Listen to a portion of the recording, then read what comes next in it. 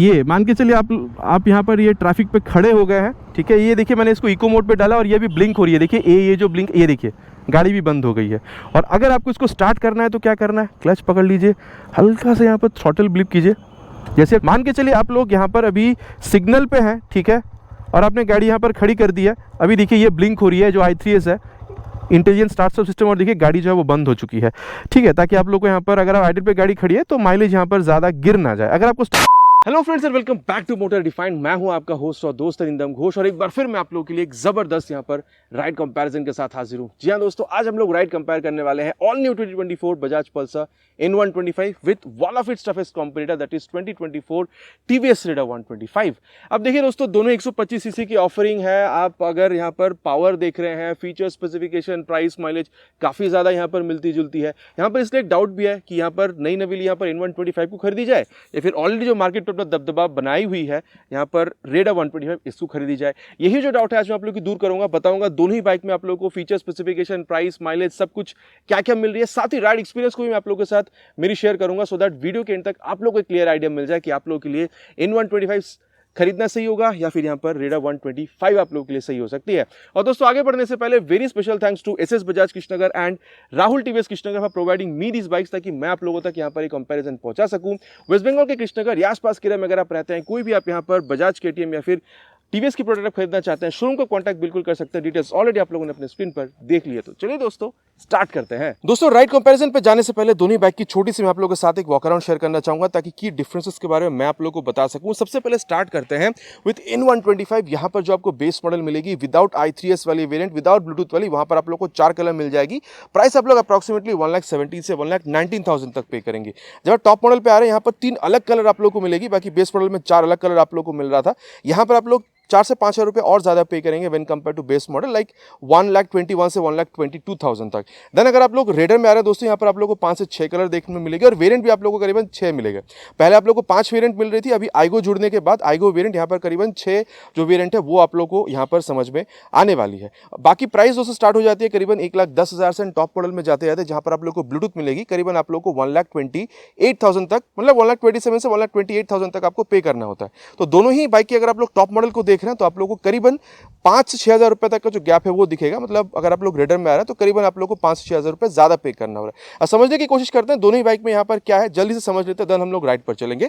दोनों में दोस्तों आप लोग को LED हेडलैम्प का जो सेटअप है वो आपको मिलेगा, लेकिन यहाँ पर DRL नहीं मिल रही है, और यहाँ पर आप लोग को ऑलवेज हेडलैम्प ऑन, ये वाली चीज आप लोगों को N125 में देखने को बिल्कुल मिल जाएगी। और साथ ही यहाँ पर आप लोग को जो बल्ब, टर्न इंडिकेटर्स है, नॉन फ्लेक्सिबल या फिर सेमी फ्लेक्सिबल, ये मिलेगा। रेडर में भी आप लोग को चीजें सेम ही मिल रही है, लेकिन यहाँ पर आप लोग को जो DRL है ये भी आपको जलता हुआ दिखेगा जैसे आप लोग यहाँ पर की को ऑन करते हैं। सस्पेंशन दोनों में आप लोगों को टेलीस्कोपिक फोक मिलेगा, लेकिन N125 में इसको गार्ड करा गया, जिसकी वजह से आप कह सकते हैं जो लुक है वो और ज्यादा आप लोग को यहाँ पर तगड़ा बिल्कुल देखने में मिलेगा। देन टायर की अगर बात करी जाए, दोनों में आप लोग को 80/100 सेक्शन की tyre with 17 inches of alloy wheel ये आप लोग को यहाँ पर बिल्कुल मिलेगा। एंड देन दोस्तों अगर मैं आप लोगों को बताऊं तो सेफ्टी जो है, कॉम्बी ब्रेकिंग सिस्टम दोनों में ही आप लोग को मिलेगा। रियर ब्रेक अप्लाई करने पे फ्रंट ब्रेक भी अप्लाई होती है, लेकिन रेडर में जब आप आ रहे हैं तो यहाँ पर कंपनीज को सिंक्रोनाइज ब्रेकिंग टेक्नोलॉजी या फिर SBT आप कह सकते हैं वो आप लोग को यहाँ पर मिल रही है। बाकी दोस्तों काम आप लोग को वही मिलेगी। अंदर अगर आप लोग यहाँ पर दोनों में ही ये ब्रेक डिस्क देख रहे हैं फ्रंट में तो 240 mm की ही मिलेगी, लेकिन रेडर में आप लोग को ये पेटल जो डिजाइन है ये आप लोग को मिल रहा है, जो ब्रेकिंग के टाइम पे हीट डिसिपेट करके और ब्रेकिंग को बेहतर बनाने में हेल्प करती है। बाकी सस्पेंशन हो चाहे ब्रेकिंग, आगे तो हम लोग इसको राइड के दौरान बिल्कुल टेस्ट करने ही वाले हैं। अब दोस्तों यहाँ पर जो इंजन इसके बारे में बात करते हैं, स्टार्ट करते हैं नई नवीली N125। यहाँ पर आप लोग approximately 124.6 CC single cylinder air cool fuel engine आपको मिलेगा विद दिस किक स्टार्ट आप लोग को रेडर में देखने में नहीं मिलेगी। Best in class power torque आप लोग को मिल रहा है करीबन 12 PS तक का power, and then 11 newton metre तक का जो टॉर्क है वो आप लोगों को यहाँ पर देखने में मिल जाएगी। बाकी कंपनी का कहना है यहाँ पर फास्टेस्ट 0 to 60 भी यहाँ पर सेगमेंट में अचीव कर सकती है विथ i3s टेक्नोलॉजी। जब आप मतलब ट्रैफिक पर होते हैं तो i3s हेल्प करती है, मतलब आप कह सकते हैं माइलेज को यहाँ पर मेंटेन करने में। बाकी किस तरीके से काम करती है आगे चलाते हुए बात करेंगे,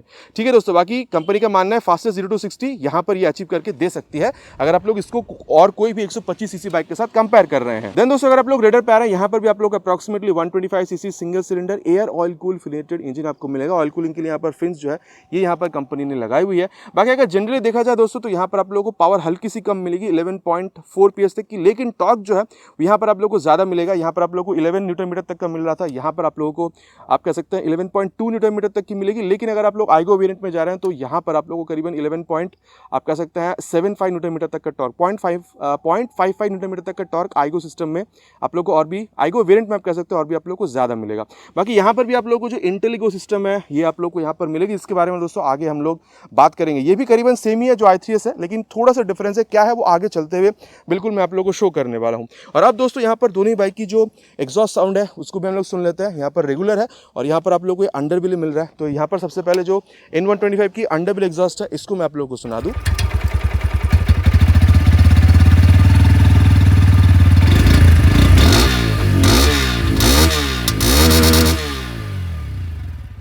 ये दोस्तों आप लोगों ने यहाँ पर जो N125 है उसको यहाँ पर आप लोगों ने सुन लिया। अब मैं आप लोगों को यहाँ पर जो रेडर 125 है इसकी जो आवाज़ है वो भी मैं आप लोगों को सुना दूँ।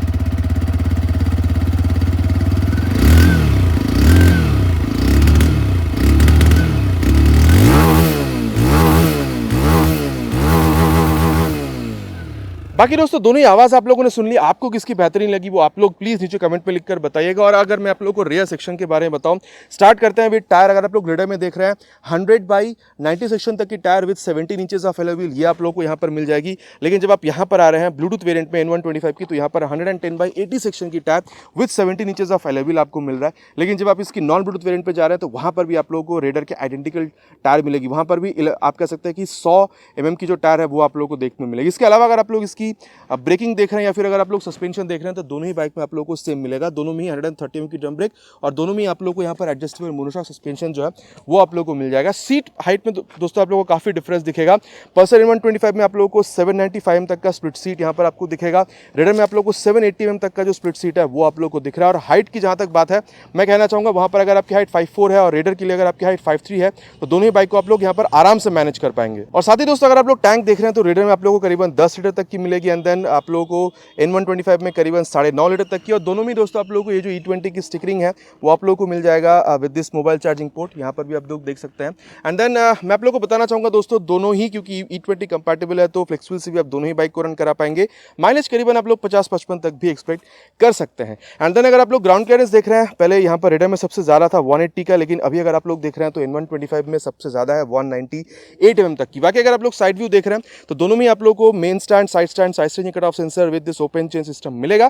बाकी दोस्तों N125 में अभी साड़ी गार्ड और लेडीज फुटरेस्ट अलग से इंस्टॉल नहीं यहाँ पर करा गया। बाकी वो भी आप लोगों को इंस्टॉल करके दिया जाएगा डिलीवरी के टाइम पे। अभी जस्ट लॉट से उतरी है जब मैं इसको लेकर आया हूँ तो इसको यहाँ पर इंस्टॉल अभी नहीं करा गया। बाकी रेडर में आप लोग देख पा रहे हैं ये भी चीज़ आप लोगों को देख मिल जाएगी। बाकी side steering cut off sensor ये भी आप लोगों को दोनों ही बाइक में देखने को मिलती है। बाकी दोस्तों हैंडल बार अगर आप लोग देख रहे हैं तो N125 में थोड़ी सी कॉम्पैक्ट आपको मिलेगी जो कि रेडर में हल्की सी आप लोग को चौड़ी मिलेगी। आगे चलते हुए इसकी राइड फील के बारे में बिल्कुल बात करने वाले हैं। लेकिन हाँ जहाँ तक बात है वेट की तो मैं बता दूँ रेडर में आप लोग को 123 किलोग्राम की वेट मिल रही है और N125 में 125 किलोग्राम। तो 2 ही किलोग्राम का फर्क है दोस्तों। बाकी आगे चलाते हुए इसके बारे में बात करेंगे कि वेट में क्या आप लोगों को फर्क दिख रहा है या नहीं दिख रहा है। अब मीटर कंसोल की जहाँ तक बात है यहाँ पर आप लोगों को देखिए ये नॉन ब्लूटूथ वाली वेरिएंट है तो यहाँ पर आप लोगों को ब्लूटूथ तो नहीं मिल रही है, लेकिन आप इसकी कोई भी वेरिएंट पर चले जाएंगे आप लोगों को डिजिटल जो चीज़ है वो आप लोगों को मिल जाएगा। तो स्पीडो, ओडो, टैको, गियर पोजिशन सेंसर ये सब कुछ आप लोगों को यहाँ पर मिलेगा। बाकी सेगमेंट फर्स्ट आप लोगों को यहाँ पर इको और जो पावर मोड है ये भी आप लोगों को यहाँ पर मिल रहा है जो और किसी भी बाइक में आपको देखने में नहीं मिलेगी। बाकी इसके अगर आप लोग ब्लूटूथ वेरिएंट पर जाते हैं तो turn button navigation, call, SMS alert और भी कई करंट फीचर आप लोग वहाँ पर बिल्कुल इस्तेमाल कर पाएंगे। बाकी पास लाइट का switch, high beam, low beam, turn signal, horn ठीक ठाक है, बहुत लाउड ऐसा नहीं कहूँगा। मोड का बटन मैंने ऑलरेडी बताया और यह है इंजन ऑन करने का स्विच। एग्जॉस्ट साउंड भी मैंने आप लोगों को यहाँ पर सुना दिया। बाकी यहाँ पर मिरर कितना अच्छा काम कर रही है दोस्तों ये आगे चलते हुए बात करेंगे। एंड देन यहाँ पर अगर आप लोग आ रहे हैं दोस्तों तो यहाँ पर भी आपको ब्लूटूथ टॉप मॉडल में बिल्कुल देखने में मिलेगा।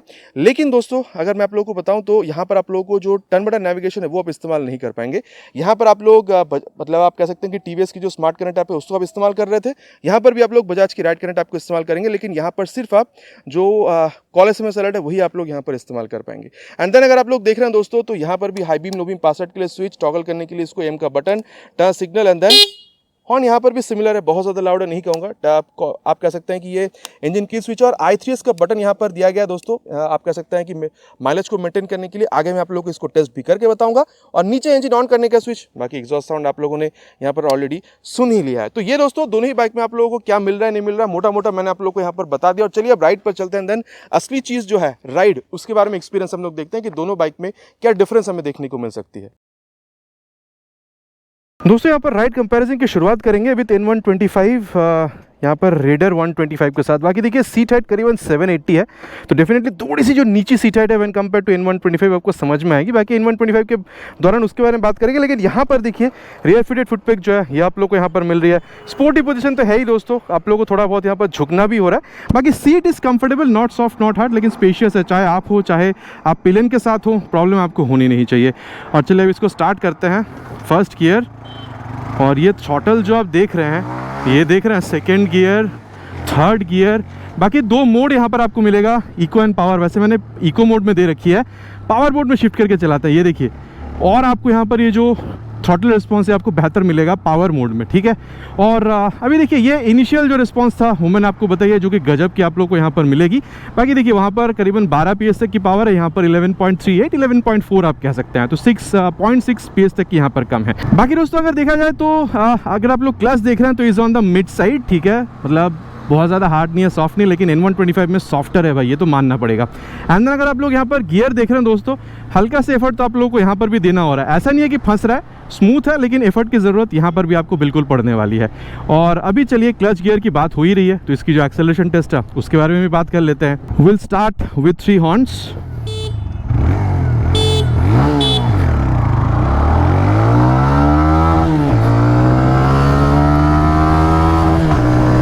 $60 crossed.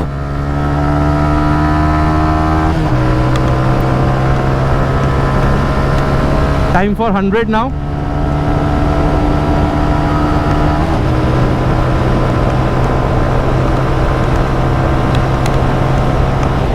$100 also crossed. देखिए दोस्तों बात काफ़ी क्लियर है। मैं कहना चाहूँगा 80-85 के बाद भाई वाइब्रेशन आपको समझ में आती है, फुटपेक्स पे हो या फिर हैंडल बार पे हल्की सी हो। लेकिन मैं कहूँगा अगर आप लोग 5th गियर पे बाइक को 90-95 मतलब 90 से 100 के बीच में चला रहे हैं तो भी बहुत ज़्यादा वाइब्रेशन नहीं होगी। And in that particular reason में कहूँगा वो आप लोग को एक कंफर्टेबल क्रूजिंग स्पीड के हिसाब से मान सकते हैं अगर आप लोग हाईवे राइड कर रहे हैं। बाकी देखिए इंजन हीटिंग की बहुत ज़्यादा कुछ प्रॉब्लम मेरे हिसाब से आपको होनी नहीं चाहिए। मेरे कई दोस्त के पास भी ये बाइक है, मुझे ऐसा कोई फीडबैक उन लोगों से मिला नहीं है। एंड देन अगर आप लोग स्टेबिलिटी देख रहे हैं दोस्तों, मेरे ख्याल से सही और ठीक ठाक स्टेबिलिटी आप लोग को यहाँ पर मिल रही है। और जहाँ तक बात है माइलेज की दोस्तों, तो ये आप लोगों को अराउंड यहाँ पर 50-55-60 तक भी कहीं ना कहीं आप लोगों को ये निकाल कर दे देती है। अब एक और चीज़ दोस्तों जो मैं आप लोगों को बताना चाहूँगा वो है TVS इंटेलिक गो सिस्टम, ठीक है। मान के चलिए आप लोग यहाँ पर ट्रैफिक पे खड़े हैं, ठीक है, और ये मान के चलिए आप यहाँ पर ये ट्रैफिक पे खड़े हो गए हैं, ठीक है। ये देखिए मैंने इसको इको मोड पे डाला और ये भी ब्लिंक हो रही है, देखिए ये जो ब्लिंक, ये देखिए गाड़ी भी बंद हो गई है। और अगर आपको इसको स्टार्ट करना है तो क्या करना है, क्लच पकड़ लीजिए, हल्का से यहाँ पर थ्रॉटल ब्लिप कीजिए, जैसे आप छोड़ देते हैं थ्रॉटल को, ये देखिए गाड़ी अपने आप स्टार्ट हो जाती है। बाकी ये N125 में भी है और वहाँ पे जब हम लोग जाएंगे तो हल्की सी यहाँ पर डिफरेंस है, उसके बारे में वहाँ पर बात करें। लेकिन सेटअप मतलब मोटा मोटा आपको यही चीज़ वहाँ पर भी देखने को मिलेगा। और दोस्तों अब राइड कंपेयर करेंगे विथ N125। पहले आप लोगों ने यहाँ पर रेडर को चलते हुए देखा और अब मैं आप लोगों को N125 के बारे में बताता हूँ। देखिए पहली बात तो ये कि जब आप सीट पर बैठ रहे हैं तभी आप लोगों को समझ में आ रही है ऊंची सीट है। बाकी सीट की फील सेम है, यहाँ पर भी कंफर्टेबल है, नॉट सॉफ्ट नॉट हार्ड। और यहाँ पर भी आप देख सकते हैं रियर फिटेड फुटपैक है। और हैंडल बार मैं कहूँगा रेडर में हल्की सी थोड़ी चौड़ी थी, यहाँ पर थोड़ा कॉम्पैक्ट आप लोगों को फील हो सकता है। और सीट कंफर्टेबल है, स्पेशियस भी है, राइडर पिलियन दोनों के लिए। चलिए फर्स्ट गियर, और ये चीज़ सेकेंड गियर, थर्ड गियर, ये जो चीज़ है दोस्तों मेरे ख्याल से अगर मैं आप लोगों को बताऊं तो रेडर और इसमें बहुत ज़्यादा आप लोगों को जो फ़र्क है वो यहाँ पर अभी आप लोगों को समझ में नहीं आएगी। और इनिशियल में रिस्पांस की बात कर रहा हूँ, बाकी एक्सेलरेशन के बाद आगे मैं आप लोगों को बताऊँगा यहाँ पर मिड रेंज और टॉप एंड परफॉर्मेंस के बारे में। लेकिन मैं आप लोग को इतना कह सकता हूँ दोस्तों कि काफ़ी मतलब इनिशियल जो रिस्पांस है वो आप लोगों को रेडर के मुकाबले काफ़ी सिमिलर ही यहाँ पर महसूस होगी। एंड देन जैसे मैंने आपको भी बताया था, आपको मतलब जो आप कह सकते हैं स्पोर्टी जो राइडर पोजीशन है वो यहाँ पर भी आप लोगों को मिल रहा है विद दिस रियर फिटेड फुटपैक। और हाँ, अगर सीट हाइट आप देख रहे हैं 795 mm की है, अगर आपकी हाइट अराउंड 5'4" तक की है, यहाँ पर भी आप बाइक को आराम से मैनेज कर पाएंगे। मेरे हिसाब से आप लोगों को प्रॉब्लम होनी नहीं चाहिए। अब क्लच कंपनी के हिसाब से अगर देखा जाए तो कंपनी कहती है सॉफ्ट, बाकी में यहाँ पर आप लोगों को सॉफ्ट जो चीज़ है वो आप लोग को यहाँ पर बिल्कुल मिल रहा है। और हाँ, अगर आप लोग यहाँ पर ये गियर शिफ्टिंग देख रहे हैं तो यहाँ पर रेडर के मुकाबले आप लोगों को एक्चुअली थोड़ी सी सॉफ्ट आप लोगों को यहाँ पर मिल रही है। रेडर में भी स्मूथ था लेकिन थोड़ी सी एफर्ट के साथ प्रोड्यूस करना हो रहा था, यहाँ पर आप लोगों को एफर्ट जो है कम लगाना हो रहा है, प्रेशर कम देना हो रहा है गियर पे, ठीक है। तो ये एक बात है। बाकी चलिए अब इसकी भी जो एक्सेलरेशन टेस्ट है वो कंप्लीट करते हैं, देन इसकी परफॉर्मेंस के बारे में आगे बात करते हैं। Will start with 3 horns.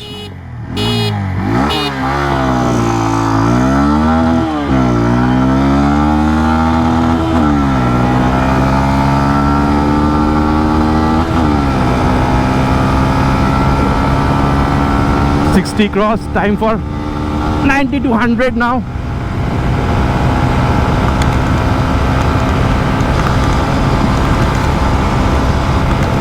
ओ भाई 100 लेने में ये टाइम ले रही है। 100 ऑल्सो क्रॉस्ड। तो सीधी सी बात मैं आप लोगों से यहाँ पर इतना कह सकता हूँ कि यहाँ पर एक्सेलरेशन तो भाई गजब की आप लोगों को मिलेगी। और मैं कह दूँ कहीं ना कहीं आप लोगों को अगर 0 to 100 भी अगर आप देख रहे हैं ना, या फिर टॉप एंड भी अगर आप लोग देख रहे हैं, मेरे ख्याल से ये रेडर को मात दे सकती है। ठीक है, बाकी ड्रैग मैंने करी नहीं है, लेकिन मुझे जो यहाँ पर समझ में आई है वो मैंने आप लोगों को यहाँ पर बताया है। और देखिए मैं कहूँगा यहाँ पर 0 to 60 हो या फिर 100, ये रेडर को मात दे सकती है। और इनफैक्ट अगर आप लोग वाइब्रेशन देख रहे हैं, यहाँ पर मैं कहूँगा स्मूथनेस की जहाँ तक बात है, ये आप लोगों को रेडर के मुकाबले थोड़ी बेहतर महसूस होगी। 90 के बाद जब आप जा रहे हैं तो हल्का सा बज़ आपको महसूस होगा। और अगर आप लोग 90 से 100 के बीच में 5th गियर में चला रहे हैं तो मेरे ख्याल से आप लोगों को वही कंफर्टेबल क्रूजिंग स्पीड के हिसाब से भी आप उसको मान कर चल सकते हैं। एंड देन अगर आप लोग यहाँ पर मतलब माइलेज देख रहे हैं दोस्तों, तो मैं कहूँगा अगेन यहाँ पर भी आप लोग मतलब 50-55 तक यहाँ पर भी आप लोग बिल्कुल एक्सपेक्ट कर सकते हैं। और इंजन हीटिंग की इशू एज सच आप लोगों को बहुत ज़्यादा यहाँ पर कुछ फील होने वाली नहीं है। एंड देन एक बात अगर मैं आप लोग को यहाँ पर बताऊँ दोस्तों, अभी देखिए मैंने i3s जो उसको यहाँ पर ऑन कर रखी है। मान के चलिए आप लोग यहाँ पर अभी सिग्नल पे हैं, ठीक है, और आपने गाड़ी यहाँ पर खड़ी कर दी है। अभी देखिए ये ब्लिंक हो रही है जो i3s है, इंटेलिजेंट स्टार्ट स्टॉप सिस्टम, और देखिए गाड़ी जो है वो बंद हो चुकी है। ठीक है, ताकि आप लोग को यहाँ पर अगर आप आइडल पे गाड़ी खड़ी है तो माइलेज यहाँ पर ज़्यादा गिर ना जाए। अगर आपको स्टार्ट करना है तो क्या करना है, आप न्यूट्रल पे है तो बस यहाँ पर ये क्लच दबाइए, गाड़ी देखिए स्टार्ट हो गई है। ठीक है, एक बार दोबारा इसको प्रेस करते देखिए गाड़ी स्टार्ट हो गई है। और रेडर में आप क्या कर रहे थे, आपको ये थ्रॉटल ब्लिप करना हो रहा था। अगर आप लोग गियर पे थे तो क्लच दबा के थ्रॉटल ब्लिप करना हो रहा था। तो ये एक डिफरेंस है, यहाँ पर क्लच और रेडर में आप लोग यहाँ पर थ्रॉटल ब्लिप कर रहे थे। तो बाकी काफ़ी कारगर तकनीक है अगर आप लोग माइलेज को मेंटेन करना चाहते हैं। बाकी आप लोग का क्या राय है अबाउट इट, नीचे प्लीज़ कमेंट में लिख कर बताइएगा। और दोस्तों अब यहाँ पर इसकी जो ब्रेकिंग है उसको भी टेस्ट करेंगे। बाकी यहाँ पर भी वही सिंक्रोनाइज ब्रेकिंग टेक्नोलॉजी है। एसबीटी रियर के साथ साथ फ्रंट ब्रेक भी अप्लाई हो जाती है रियर ब्रेक अप्लाई करने पे, लेकिन यहाँ पर हम लोग पहले फ्रंट ब्रेक का अप्लाई करेंगे 70 पे ले जाके। फ्रंट ब्रेक मैंने देख कर ही ब्रेक प्रेस किया है दोस्तों, पीछे कोई था नहीं और मैं एकदम लेन के साइड में आ चुका हूँ। देखिए मैं एक बात कहूँगा दोस्तों, 240 mm की यहाँ पर आप लोगों को फ्रंट में डिस्क ब्रेक मिल रही है। उस हिसाब से अगर आप लोग देख रहे हैं तो वही रिस्पांस जो आप लोगों को काफ़ी तगड़ा ही यहाँ पर मिल रहा है, इसमें कोई वैसे दो राय है नहीं। ठीक है, और अभी देखिए मैं आप लोगों को जो रियर ब्रेक है वो भी मैं आप लोग को यहाँ पर टेस्ट करके बता दूँ। इसको भी करीबन ले चलेंगे 50-60 तक, और 60 पे ले जाके करीबन इसको हम लोग रियर ब्रेक 61 पे रियर ब्रेक प्रेस किया है मैंने। देखिए दोस्तों एक बात है, यहाँ पर भी आप लोगों को प्रोग्रेसिव भी मिलती है। बाकी हर गाड़ी में मैं यही कहता हूँ, चेंज जो है देखने में मिलता है फ्रंट ब्रेक में। ठीक है, बाकी यहाँ पर एक बात है, फ्रंट ब्रेक की ये जो आप लीवर देख रहे हैं ये थोड़ी सी टाइटर साइड पे है, तो जैसे आप पहले हल्का सा टैप कर रहे हैं पट से गाड़ी रोक दे रही है ये, तो ये एक बात है। अब देखिए एबीएस तो यहाँ पर है नहीं, तो स्लिप ये गाड़ी कर सकती है। तो उससे बचने के लिए आपको करना क्या होगा, रियर के संग संग बाद आपको फ्रंट ब्रेक अप्लाई करना होता है, तो वो भी चलिए कर लेते हैं एक बार। पहले इसको करीबन 50 तक ही ले चलते हैं, 50-55 तक, and then rear with front brake 57 पे यूज़ किया मैंने। बाकी मैंने देख के ही ब्रेक प्रेस किया है दोस्तों, बार बार मैं पीछे देख के ही ब्रेक प्रेस कर रहा हूँ, कोई था नहीं। अभी देखिए बात करते हैं ओवरऑल ब्रेकिंग रिस्पांस के बारे में। यहाँ पर जब मैंने रियर के संग संग बाद फ्रंट ब्रेक को प्रेस किया है तो मुझे यहाँ पर ब्रेक रिस्पांस जो है मुझे यहाँ पर तगड़ी ही मिली है। मतलब ऐसा मुझे ब्रेकिंग से यहाँ पर बहुत ज़्यादा कोई शिकायत मुझे हो नहीं रही है यहाँ पर। ठीक है, ओवरऑल ब्रेकिंग रिस्पांस आप कह सकते हैं कि बहुत बढ़िया है। अब इसके संग संग बाद जब मैं इसको यूज़ करूँगा N125 पे, तो वहाँ पर समझ में आएगा कि वहाँ पर ब्रेक रिस्पांस आप लोगों को कैसी मिल रही है। ठीक है, और अब दोस्तों यहाँ पर इसकी जो ब्रेकिंग टेस्ट है उसको भी हम लोग यहाँ पर कंप्लीट करते हैं। इसको भी ले चलते हैं अराउंड 50-55 तक, एंड फ्रंट ब्रेक। दोस्तों मैं अपना एकदम ऑनेस्ट ओपिनियन दूंगा, फ्रंट हो चाहे रियर, दोनों में सेम सेटअप है रेडर, और इसमें 240 की फ्रंट में 130 की ड्रम रियर में। अब देखिए फ्रंट से ये जो ब्रेक लीवर इनफैक्ट ये भी सेम है रेडर, और इसमें अगर देख रहे हैं हाँ रेडर में थोड़ी सी हार्डर थी यहाँ पर रेडर के मुकाबले। ये क्लच मतलब ब्रेक लीवर थोड़ी सी कम हार्ड है, लेकिन यहाँ पर भी जैसे आप टैप कर रहे हैं ना ब्रेक रिस्पांस आप लोग को यहाँ पर मिला। और मैं कहूँगा रेडर और इसमें बिल्कुल ही सेम है, कोई डिफरेंस आपको फील नहीं होने वाली है। और चलिए अब जो रियर ब्रेक है उसको भी यहाँ पर टेस्ट करते हैं, करीबन 50 पे ले जाके रियर ब्रेक। मैं कहूँगा प्रोग्रेसिव यहाँ पर भी है, लेकिन रेडर में इसके मुकाबले थोड़ी सी बेहतर परफॉर्मेंस आप लोगों को मिल रही थी। ठीक है, एज सच बहुत ज़्यादा कोई डिफरेंस आपको नहीं मिलेगा। एंड देन इसको रियर के साथ साथ फ्रंट को अप्लाई करके देखेंगे, करीबन 50-55 की स्पीड पे, एंड 56 पे रियर विथ फ्रंट। बाकी दोस्तों देखिए मैं कहूँगा रेडर हो चाहे यहाँ पर N125 हो, आप लोगों को यहाँ पर बहुत ज़्यादा कोई डिफरेंस जो है मतलब ब्रेकिंग सेटअप में आप लोगों को बहुत ज़्यादा कुछ समझ में आने वाली नहीं है। और अभी दोस्तों मैं आप लोगों को सस्पेंशन के बारे में थोड़ी सी बताना चाहूँगा। देखिए मैंने आप लोग को एक्सेलरेशन के टाइम पर भी बताया था कि काफ़ी अच्छा वो स्ट्रेट लाइन स्टेबिलिटी दे रही है, हाई स्पीड स्टेबिलिटी दे रही है। इनफैक्ट मैं आप लोगों से ये भी कह सकता हूँ कि अगर आप लोग यहाँ पर हल्का फुल्का कॉर्नरिंग भी देख रहे हैं ना, तो भी आप लोग को यहाँ पर रिस्पांस काफ़ी बढ़िया ही देखने को मिलने वाला है। इनफैक्ट दोस्तों जब आप लोग इसकी सस्पेंशन को टेस्ट करते हैं गड्ढों पर ना, तो हाँ वहाँ पर मैं कहूँगा कि आपको थोड़ी सी वो जो स्टिफनेस है, चाहे फ्रंट हो चाहे रियर, वो आपको समझ में आती है। काफ़ी हद तक झेलती है, लेकिन वो आपको समझाएगी भी कि आप लोगों को थोड़ा सा देख समझ के चलाना होगा, ठीक है। तो बाकी अगर आप लोग नॉर्मली देख रहे हैं, चाहे आप फ्रंट देख रहे हो या फिर रियर सस्पेंशन देख रहे हो, आप लोगों को मिड साइड पर ही मिलेगी। देखिए सामने से बंदे आ रहे हैं, क्या ही बोला जाए इन लोगों को। तो ये एक बात है दोस्तों, ओवरऑल ब्रेक रिस्पांस मतलब सस्पेंशन में से जो रिस्पांस है वो आप लोगों को काफ़ी बेहतर ही मिल रहा है। बाकी मैं कहूँगा सुइटेबल है, लेकिन अगर आप लोग गड्ढे पर ज़्यादा जा रहे हैं तो भैया आपको झटका जो है वो भी आपको फील बिल्कुल कराएगी। और अब दोस्तों यहाँ पर बात करते हैं और सस्पेंशन, ये जब आप खेलने की कोशिश कर रहे हैं ना, देखिए मैं इतना आप लोगों से कह सकता हूँ कि सस्पेंशन चाहे फ्रंट हो चाहे रियर हो, आप लोगों को यहाँ पर वो जो स्टिफर साइड है, मतलब मिड साइड पर आप कह सकते हैं, वही आप लोगों को यहाँ पर महसूस होगी। बाकी इसको दोस्तों हल्का सा यहाँ पर ऑफ रोड पर भी उतार के देख लेते हैं, ठीक है। यहाँ पर इसको हल्का सा उतारते हैं यहाँ पे, ये देखिए। देखिए मेरे हिसाब से अगर मैं आप लोगों को बताऊँ तो काफ़ी हद तक ये एक बार आगे यहाँ पर ले जाके उतारते हैं इसको, ये देखिए यहाँ पर अच्छी खासी यहाँ पर आपको मिलेगी। ये देखिए रेडर के मुकाबले जब आप देख रहे हैं ना, मेरे ख्याल से दोस्तों रेडर से यहाँ पे ये समझने में मुझे हेल्प हुई है। देखिए रेडर में मैंने आपको बताया था कि झटका आपको थोड़ा सा महसूस हो रहा है। देखिए सिमिलर अमाउंट ऑफ झटका यहाँ पर भी है, लेकिन अगर आप परखने की कोशिश कर रहे हैं कि भाई ज़्यादा कंफर्टेबल कौन है, तो मैं आप लोगों से कहूँगा कि ये हल्की से ज़्यादा कंफर्टेबल है वन कंपेयर टू रेडर। लेकिन हाँ, जब आप परख रहे हैं, चेष्टा कर रहे हैं तब, और ये जब आप देख रहे हैं ना, ये जब आप कर रहे हैं तो काफ़ी छोटी सी जगह पे आप इसको मोड़ भी पा रहे हैं, ठीक है। अगर मैं आपको बताऊं दोस्तों यहाँ पर कॉर्नरिंग के बारे में, तो मेरे ख्याल से रेडर के मुकाबले यहाँ पर हल्का सा रिस्पांस आप लोगों को बेहतर देखने मिल सकता है, जो मैंने आपको अभी यहाँ पर बताया था। अभी मैंने आपको करके भी बताया है, छोटी सी जगह पे मैंने मोड़ भी लिया है, और कॉर्नरिंग में भी रेडर के मुकाबले हल्का सा आप लोगों को यहाँ पर बेहतर परफॉर्मेंस देखने को मिल सकता है। बाकी रेडर में भी काफ़ी बेहतरीन है 125 सीसी के हिसाब से अगर आप लोग देख रहे हैं तो। ओवरऑल फील की जहाँ तक बात है दोस्तों, ये आप लोग 123 किलोग्राम की गाड़ी मिल रही है। जब आप इस तरीके से खेलने की कोशिश कर रहे हैं भाई, ये बाइक जो है ना ग्लाइड कर रही है भाई, इतनी हल्की लगती है ना, क्या ही बताया। और स्टेबिलिटी भी आप लोग को प्रोवाइड करा रही है, तो भाई बाइक हल्की भी है, स्टेबिलिटी भी प्रोवाइड करा रही है भाई, बढ़िया बात है ये तो। एंड देन अगर आप लोग रियर व्यू मिरर देख रहे हैं तो ये भी काफ़ी अच्छा खासा रियर व्यू जो है ये आप लोगों को बिल्कुल दे रही है। एंड देन देखिए इसकी जो ब्लूटूथ कंसोल है, वहाँ पर आप लोगों को turn button navigation, call SMS वो सब भी मिल जाएगी। बाकी ये नॉर्मल कंसोल है, यहाँ पर आप लोग को स्पीडो, ओडो, टैको, गियर पुशर सेंसर सब कुछ आप लोग को मिल जाएगा। बाकी टैको और गियर पुशर सेंसर आप लोग को N125 में देखने में नहीं मिल रही थी, तो भाई ये एक डिफरेंस जो है वो आप लोगों को N125 में फील होने वाला है। बाकी देखिए सीट जो है कंफर्टेबल है, सॉफ्ट नहीं है, हार्ड नहीं है, स्पेशियस है, चाहे आपके लिए हो चाहे पिलियन के लिए हो। बाकी देखिए मैं कहूँगा दोस्तों डेफिनेटली अगर आप लोग इसको मतलब सिटी राइड्स के लिए यूज़ करना चाहते हैं, N125 को टक्कर देने जैसी बाइक यहाँ पर आप लोगों को ऑलरेडी कंपनी ने 2 साल पहले इसको प्रोड्यूस कर रखी है। बाकी अगर आप लोग, जैसे मैं हाईवे पे भी राइड कर रहा हूँ, अगर आप लोग छोटा मोटा 100-150 किलोमीटर अगर आप लोग हाईवेज़ पर भी राइड करना चाहते हैं, मेरे ख्याल से आप लोग आराम से राइड कर पाएंगे दोस्तों, बहुत ज़्यादा प्रॉब्लम आपको फील होने वाली नहीं है। तो यहाँ पर दोस्तों बाइक के बारे में बात हो चुकी है, और चलिए अब इसकी जो कॉम्पिटिशन है यहाँ पर N125, वहाँ पर चलते हैं, देन देखते हैं इसके मुकाबले वहाँ पर चीज़ें आप लोगों को क्या क्या देखने में मिल रही है। एंड देन अगर मैं आप लोगों को बताऊं ओवरऑल फील के बारे में, तो देखिए रेडर से और इसमें बहुत ज़्यादा फ़र्क वेट में आपको नहीं मिलेगी। वहाँ पर 123 है, यहाँ पर 125 है। तो जब आप ये कर रहे हैं ना, तो यहाँ पर भी बात आपकी बाइक मान रही है, इधर उधर भाग नहीं जा रही है।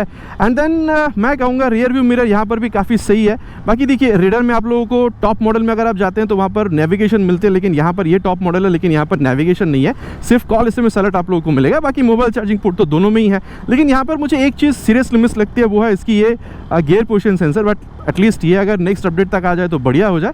और साथ ही मैं कहूँगा कि अगर आप लोगों को यहाँ पर टैकोमीटर मिल जाता तो बेहतर होता है ना। बाकी देखिए टैकोमीटर नहीं होने से कोई प्रॉब्लम ऐसा है नहीं, लेकिन होने से शायद ये और बेहतर हो सकती है। लेकिन एटलीस्ट गियर पोजिशन सेंसर यहाँ पे होना चाहिए था। बाकी अब आप लोग क्या समझते हैं वो नीचे प्लीज़ आप लोग कमेंट पर लिख कर बताइएगा। और अब दोस्तों मैं आप लोगों से इतना कह सकता हूँ कि रियर व्यू मिरर अच्छा खासा रियर व्यू दे रही है। एंड देन राइडर पोजीशन आप लोगों को हल्का सा डिफरेंट मिलेगा व्हेन कंपेयर टू आप कह सकते हैं रेडर 125। बाकी सीट वगैरह की जो फील है वो काफ़ी सेम है, sporty rider position with rear fitted foot pack and all.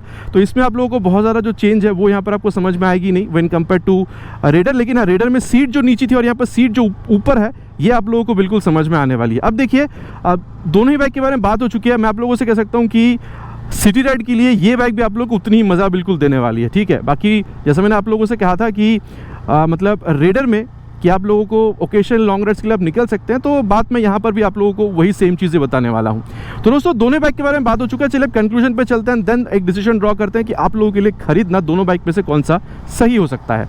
और दोस्तों, अब सत्यवचन की घड़ी कंक्लूजन का समय कि इन दोनों में से कौन सा बाइक खरीदना आप लोगों के लिए सही हो सकता है। अब देखिए, मैं कंक्लूजन में आगे बढ़ने से पहले इतना आप लोगों को बताना चाहूँगा कि दो चीज़ काफ़ी सिमिलर महसूस होगी, वो है ब्रेकिंग एंड देन एक्सेलरेशन। अब अगर ये दो चीज़ सेम है तो इसके बाद कैसे डिसाइड करें कि रेडर सही है या फिर N125, इसके बारे में यहाँ पर बात करते हैं। स्टार्ट करते हैं विथ यहाँ पर रेडर 125। देखिए, ये जो बाइक है काफ़ी सारी वेरिएंट के साथ आप लोग को अवेलेबल मिलेगी। अगर आप लोग सिंगल सीट चाहते हैं, फैमिली ओरिएंटेड पर्सन है तो सिंगल सीट आप लोग को मिल जाएगी। स्पोर्टी अगर आप लोग को दिखने वाली बाइक चाहिए तो ये जो स्प्लिट सीट है वो आपको मिलेगा। अगर आप लोग को और भी ज़्यादा टॉर्क की ज़रूरत है, मेरे ख्याल से आईगो जो वेरिएंट है वो आप लोग को मिल जाएगी। अगर आप लोग को ज़्यादा फीचर की ज़रूरत है, जैसे कि नेविगेशन हो गई, तो वो आप लोग को टॉप मॉडल में 1,27,000-28,000 तक वो भी जो बाइक है वो आपको देखने मिलेगी। ओवर N125 अगर आप लोग देख रहे हैं तो जैसे कि एलईडी DRL हो गई, या फिर यहाँ पर ये जो आप कह सकते हैं गियर पोजिशन सेंसर या फिर टैकोमीटर, सारी वेरिएंट पे आप लोग को यहाँ पर आप कह सकते हैं रेडर में ये सारी चीज़ें आपको देखने में मिल जाएगी।